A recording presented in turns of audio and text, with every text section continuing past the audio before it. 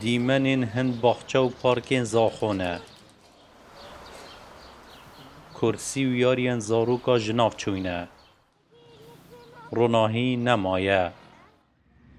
پتریا پیتوین باخچه و کلو پلان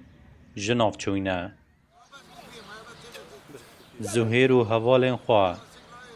همو ایواریه که بو بهین ودانه سردانا و پارکه دکن لجبر پجگو خستنو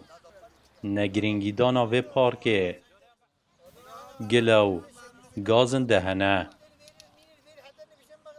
خدمت های بید کرنی نه شرط آوا کرنه ما آوا کرنه بود چیه ما که خدمت نه کرنه کرسی که تو نه دینانه گلوب تو نه دینانه هیچ که نه دینانه همه ناف پارکه بود چیه پارکه که به خدا نه برای خودی همه ایلام خجان آفدن از آفدم شریف آفدت حسنی آفدت خودی وکیلت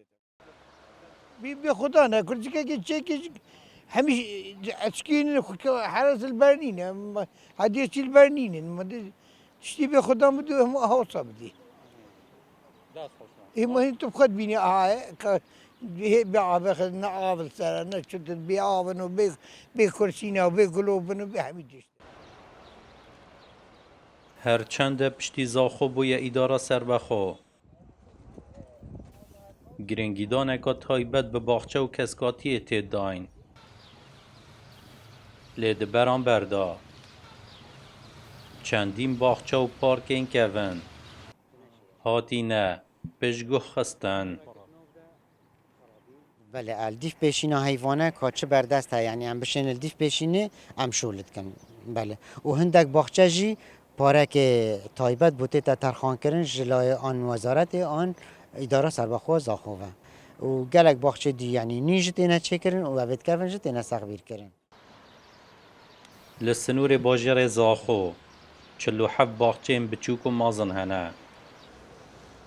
دنها دا روژانا 103 کری کار بگیره بس دا روژانه و هفته کری کارن فرمی باجروانیا زاخو جی سر باخچه و پارکان کار دکن حیوانه جی بو گرنگیدانا باخچه زاخو به پیشینا 100 میلیون دینار عراقی بو هو با باخچه زاخو تینه خرج کرنه احمد سعید کورد ساد نیوز زاخو